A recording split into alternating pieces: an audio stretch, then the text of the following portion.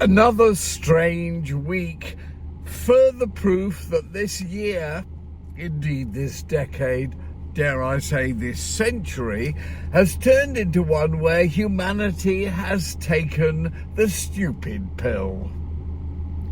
I'm leading my life as usual, going out to lunch with various friends, watching ladies who lunch, most of whom seem to be on their smartphones day and night whilst they're eating. They've all also taken the stupid pill. Everyone's taken the stupid pill. What everybody seems to be doing these days is taking the media approach to a story. So when the media, which we all know all they want is a good story, take one specific item in a scandal and build it up like mad and make that the main point, and everybody else piles in behind it, and even if there is an element of truth in the story, they basically concentrate on the media headline aspect. This is absolutely clear in the current case of the appalling Peter Mandelson. I have a story about Peter Mandelson and me, which I'll tell you in a moment, but the whole Mandelson scandal is all about Peter Mandelson and the convicted paedophile Jeffrey Epstein, or whatever his stupid name is. Again, there's so many flaws in this. Peter Mandelson's relationship with Epstein has got nothing to do with the fact that he's a sex offender of any kind. As we all know, Peter Mandelson's inclinations go in a completely different direction to those Epstein was accused and even convicted of. So what it basically is Peter Mandelson's relationship with a billionaire and major influencer and so on.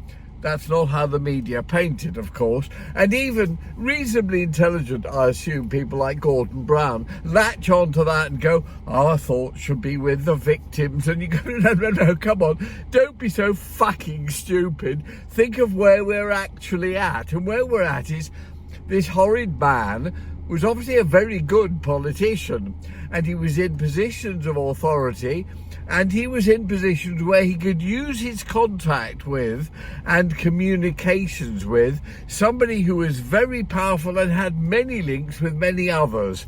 And as a result, it was perfectly possible that he could use those contacts to the benefit of his country and the job he was doing. Also, unfortunately, himself, which may well have led him astray. But also there is the fact that he's now being condemned without anybody examining the facts and the details. The one paper or one media outlet that said anything intelligent actually is Pop Bitch, something I subscribe to all the time, and I happen to know her quite well.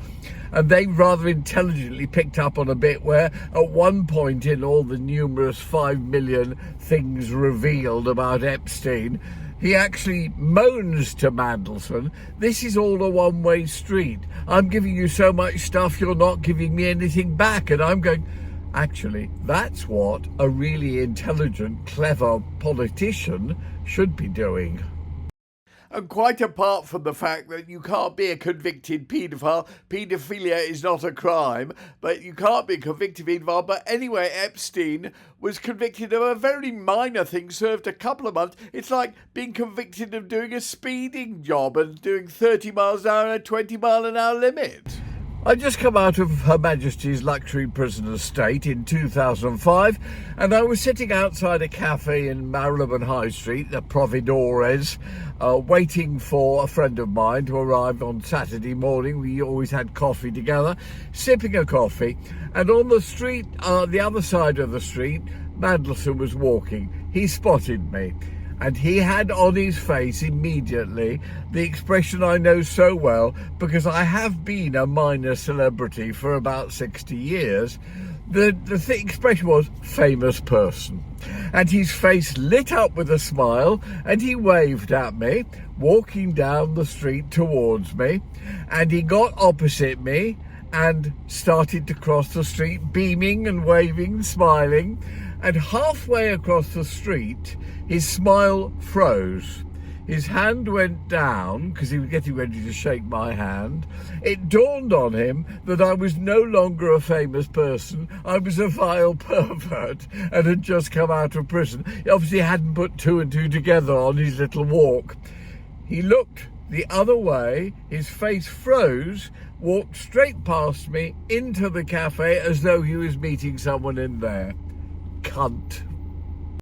Lunch with my old friend Paul, who was at Cambridge with me. He was my editor on Varsity, the Cambridge newspaper, known him for over 60 years.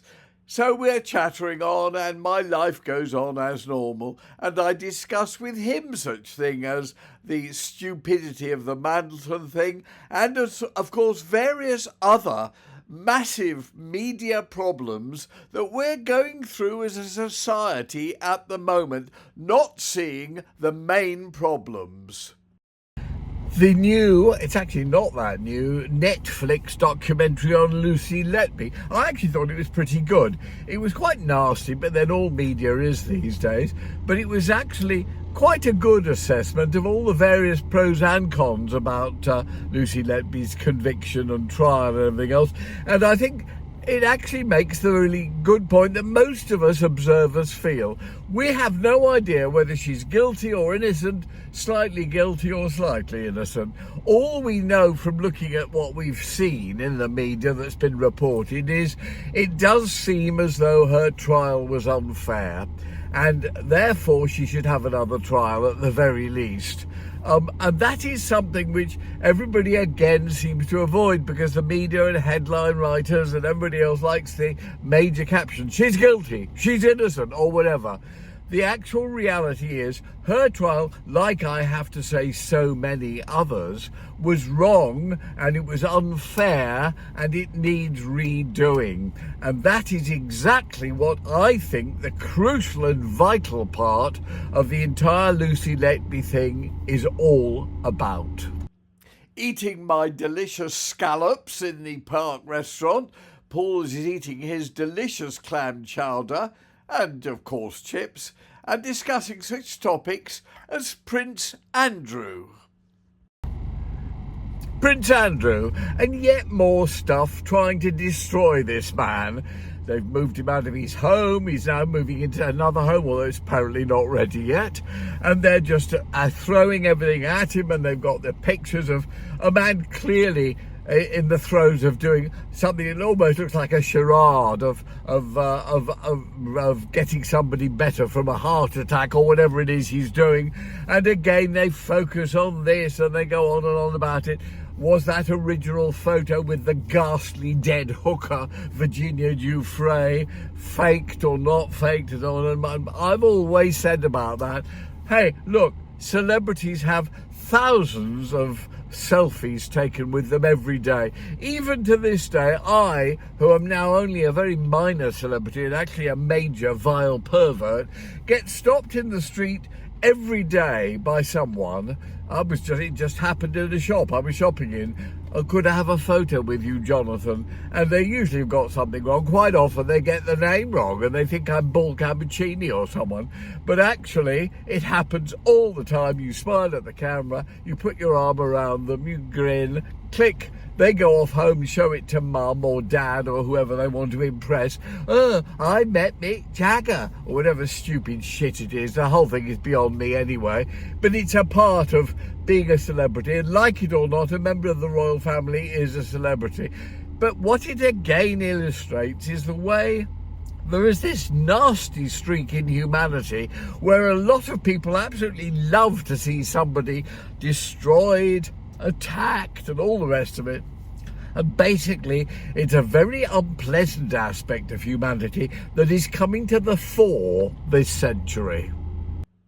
I don't like Peter Mandelson or Prince Andrew or Donald Trump or Keir Starmer, but I don't want to destroy them for stupid reasons, for God's sakes.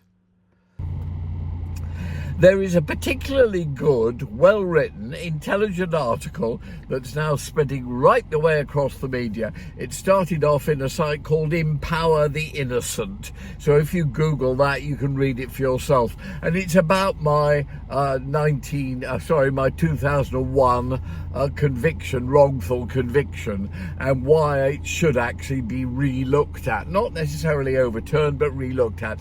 And it's actually not entirely on my side. It basically says I'm my own worst enemy, and that what I really ought to do is play the game a bit and say things like remorse, I'm very sad for having done some of the things I did.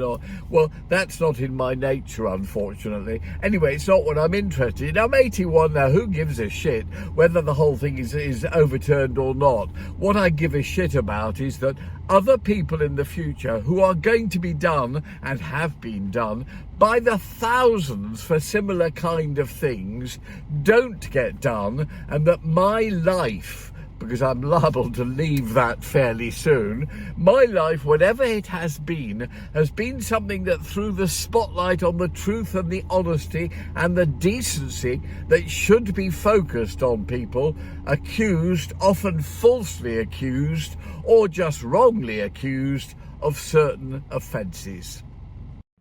If you've stayed with This Victim Bites Back as long as you have, I suspect you agree with me. See you next time round.